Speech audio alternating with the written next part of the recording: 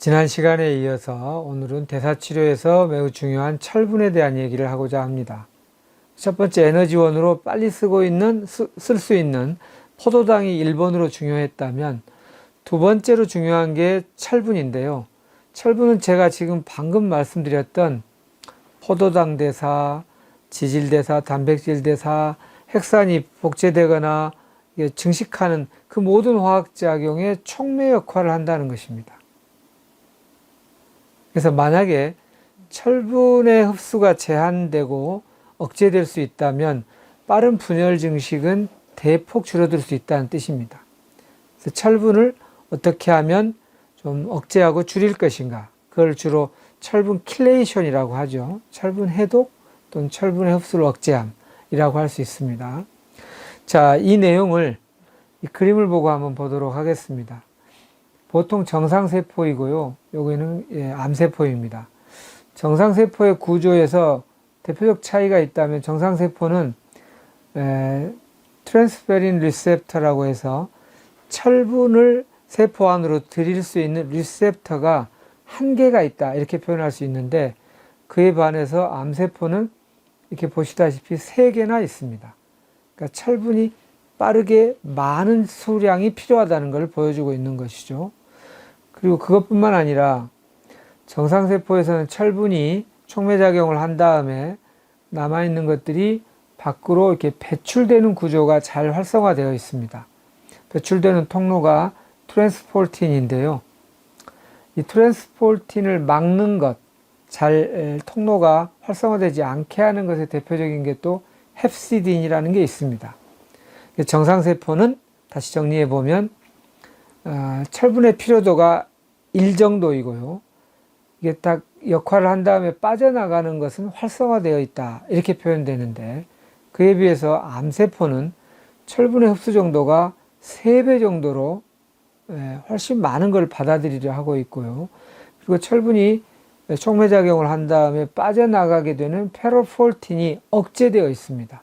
그 억제를 헵시딘이 하는데요. 암세포는 정상세포와 달리 헵시딘이 매우 활성화되어 있습니다. 자, 이제 이렇게 된다면 암세포를 줄이고 정상세포는 잘 활성화되기 위해서 어떻게 해서든지 철분의 흡수를 제한해야겠다라는 결론이 생길 수 있게 됩니다. 자, 그 다음 한번 보도록 하겠습니다. 그리고 이제 철분은 그거 위에도 암 줄기세포로 가는 경로 중에 하나인 스테이트 3를 활성화합니다. 이제 암 줄기세포로 간다는 말은 여러 번 얘기를 하지만 암이 빠르게 분열 증식하다가 빠르게 분열 증식하는 걸 목표로 한 항암제에 잘 없어질 수 있는데, 그렇게 빨리 없어지지 않으려고 암세포가 좀 더 깊숙이 들어가서 빠르게 분열 증식하지 않으면서 조용하게 있으면서 다음에 때를 기다려서 필요할 때 확 전이하거나 재발하게 하는 암 줄기세포를 만든다는 것입니다. 근데 그 암 줄기세포를 만드는 경로 중에 중요한 전사인자가 스테이트 3인데요. 철분이 스테이트 3를 활성화한다는 겁니다. 그래서 철분은 일반적으로 빠르게 분열 증식하는 암세포뿐만 아니라 좀 더 깊숙이 들어가서 겉으로는 안 보이지만 나중에 재발 전이를 역할을 하게 하는 암 줄기세포로 가는 경로도 막을 수 있다는 뜻입니다.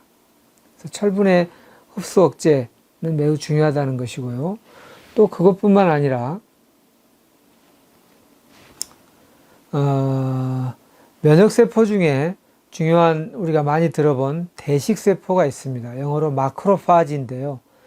근데 마크로파지는 밖에서 들어온 외계 생명체나 이것들을 잡아먹을 뿐만 아니라 또 이미 손상돼서 유전자가 변형된 암세포들, 고장난 세포들을 잡아먹어서 그 흡수한 다음에 그거를 다르게 재활용하는 역할을 했었는데요. 이 마크로파지, 대식세포도 자세히 봤더니 2종류가 있더라는 겁니다. M1이 있고 M2가 있는데, M1은 우리가 보통 말하는 그런 정상적인 대식작용을 하는데, M2는 암세포 주변에 가면서 오히려 암세포를 보호하고 암세포에 영양분을 공급하는 역할을 하더라. 그래서 이렇게 M2로 간 그런 대식세포를 TAM이라고 말을 합니다. 영어로 Tumor Associated Macrophage라고 해요. 다시 말하면 암세포하고 연합되어 버린 대식세포다 이렇게 표현해요. 쉽게 말하면 배신자 대식세포다 이렇게 은유적으로 표현하기도 합니다.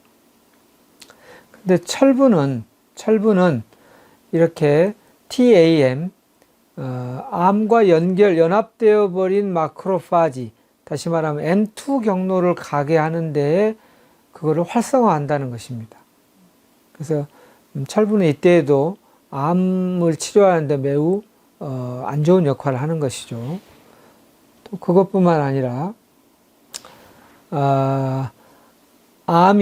암세포가 암줄기세포로 가는 신호 경로를 크게 세 가지로 봅니다. 큰 줄기로 보면 윈트 베타 카테닌 경로, 그리고 해지허구 경로, 너치 경로가 있는데 그 중에 대표적인 윈트 베타 카테닌 경로를 활성화시킵니다. 다시 말하면 암 줄기세포를 더 키운다는 것이죠. 아까 스테이트 3의 전사인자뿐만 아니라 그래서 철분의 에킬레이션은 또 중요하다 할 수 있겠습니다. 그리고 또 그것뿐만 아니라 우리가 암세포는 아까 무한 분열 증식하다 이렇게 말했는데 빠르게 숫자를 늘리자라고 하는 신호의 대표적인 것 중에 하나가 mTOR입니다. mTOR. 근데 이 mTOR를 활성화하고요. 또 mTOR는 빠르게 분열 증식하는 암세포를 늘릴 뿐만 아니라 TTP라고 하는 이 중요한 이 TTP를 억제시킵니다. TTP가 왜 중요하냐? TTP는 이런 작용을 합니다. TTP는 세포의 분화를 촉진하는 역할을 하는 대표적인 작용을 하는데요. 제가 첫 시간에 암세포의 6가지 특징 중에 암세포는 분화를 억제한다. 그리고 오로지 숫자를 늘리는 분열 증식을 주로 한다라고 했습니다. 그래서 사람들이 좀 헷갈리기 쉬운 게 분화하고 분열 증식하고 비슷하게 들릴지 모르지만 정반대의 개념입니다. 단순히 숫자를 늘리고 미숙한 상태로 계속 그 숫자만 늘리는 것을 프롤리퍼레이션, 분열 증식이라 한다면 좀 더 고등한 세포로 좀 더 발전해 가는 것, 자신의 고유성을 더 표현하기 위해서 뭔가 자신의 소임을 더 드러내는 것을 분화라고 합니다. 자, 이제 그랬는데 TTP는 세포의 분화를 촉진한다고 했습니다. 그런데 mTOR는 이 분화를 촉진한 TTP를 억제해 버립니다. 그러니까 계속 미숙한 세포가 숫자만 늘리는 방식으로 가게 된다는 것이죠. 그리고 이 TTP가 분화를 촉진한다는 것을 구체적으로 표현하면 레스7이라고 하는 대표적 마이크로 RNA를 활성화한다 이렇게 얘기를 하고요. 레스7은 분화를 촉진하는 대표적 마이크로 RNA입니다. 분화를 촉진하는 걸 다시 한번 정리해서 얘기하면 제가 암세포는 건강한 성체세포가 배아세포, 우리가 임신 초기에 그리로 돌아간 거라고 그랬지 않습니까? 근데 처음에는 숫자를 늘리기 위해서 그저 프로리플레이션을 하지만 나중에는 점점 고등한 세포가 돼서 다세포 생명체의 고유한 특징을 드러내고 간세포 역할을 할래, 폐세포 역할을 할래 이렇게 분화한다고 했는데 그쪽 방향으로 가게 하는 대표적 마이크로 RNA가 레스7이라는 겁니다. 이거를 활성화하고요. 오히려 거꾸로 분화하고 반대 방향, 그걸 역분화한다고 그러는데 역분화는 성체세포가 암세포로 가는 것도 역분화고요. 빠르게 분열 증식하는 암세포가 더 깊숙이 들어가는 것, 다시 말하면 암 줄기세포로 가는 것도 역분화입니다. 근데 그렇게 역분화 경로를 계속 자극하는 게 린28입니다. 레스7과 린28은 정반대의 역할을 하는데 TTP는 분할을 활성화하는 방향이다. 이거죠. 근데 이 TTP를 억제하는 게 아까 뭐라고 그랬습니까? 이 앞에 이제 mTOR라고 했고, 이 mTOR를 활성화하는 게 또 뭐라고 그랬습니까? 철이라고 했습니다. 그래서 철분의 억제는 암의 치료의 큰 원리를, 큰 흐름을, 큰 대세를 조절할 수 있다는 점을 다시 한번 설명드리고자 합니다. 그래서 이렇게 철분 킬레이트에 도움을 주는 천연물들의 리스트가 되어 있는데요. 우리가 많이 쓰고 있는 강황, 그리고 뭐 넓은 엿버섯, 이렇게 버섯 종류입니다. 그리고 녹차 등이 철분 킬레이션에 도움이 됩니다. 또 그것뿐만 아니라 이제 한약재 중에서는 매우 효율성이 더 깊은 한약재들이 있는데, 대표적으로 오배자, 선악초 이런 것들이 해당되겠습니다. 자, 이제 여기까지 철분의 중요성과 이것의 킬레이션, 해독을 하기 위해서 뭐가 필요한가에 대해서 말씀을 드렸는데요. 이거 이외에도 우리가 우리 몸 안에 있는 재료를 가지고 할 수 있는 게 있습니다. 대표적으로 우리의 침입니다. 그래서 음식을 먹을 때 침이 충분히 나올 수 있도록 오래 씹고 다작을 할 수 있다면 이 침이 철분의 킬레이션 역할을 아주 훌륭하게 많이 해줍니다. 자, 그렇다면 우리가 어떤 음식을 먹을까 재료도 있고요. 먹는 방식에 있어서 침을 충분히 나올 수 있도록 하는 음식 습관도 중요하다. 이렇게 말씀드릴 수 있겠습니다.